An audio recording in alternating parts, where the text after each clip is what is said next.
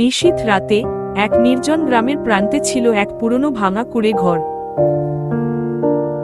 সে ঘর নিয়ে গ্রামের মানুষের মুখে মুখে ঘুরত এক ভয়ঙ্কর গল্প, ডাইনির ঘর।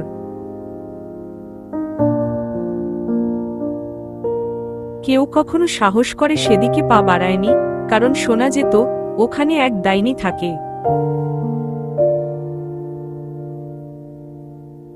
যার চোখ আগুনের মতো জ্বলজ্বলে, চুলে ঝড় খেলে যায়, আর হাসির আওয়াজে জমে ওঠে রক্ত।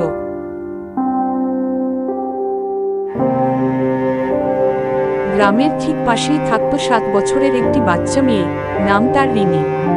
সে ছিল খুব কৌতূহলী।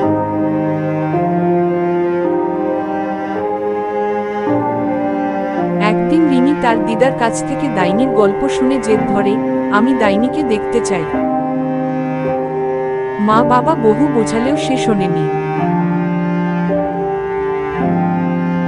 এক রাতে সবাই ঘুমিয়ে পড়লে হাতে একটি লাল টর্চ নিয়ে রিনি বেরিয়ে পড়ে।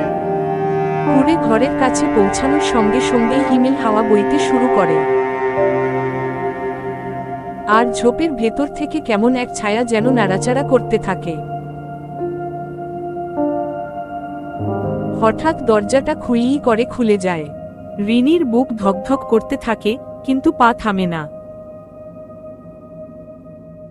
ঘরের ভেতরে ছিল এক ভয়ঙ্কর দৃশ্য, মেঝেতে আঁকা নানা রকম মন্ত্রতন্ত্র। ছাদ থেকে ঝুলছে কাঠের পুতুল, আর এক কোণে বসে আছে কঙ্কাল সদৃশ এক নারী। তার চোখে ছিল অমানুষিক লাল জ্যোতি, চুলে গাঁথা কাটা, আর ঠোঁটের কোণে বিকৃত হাসি। ডাইনি বলে উঠল, তুই এসেছিস, আমি তোকে অনেক আগে থেকেই খুঁজছিলাম। তোর ভেতরে আছে বিশেষ শক্তি। রিনি দৌড়াতে চাইল, কিন্তু শরীর চলছিল না। ভয় জমে যাওয়া রিনি চোখ বন্ধ করে চিৎকার করে ওঠে, না, আমি আমার মায়ের কাছে যাব।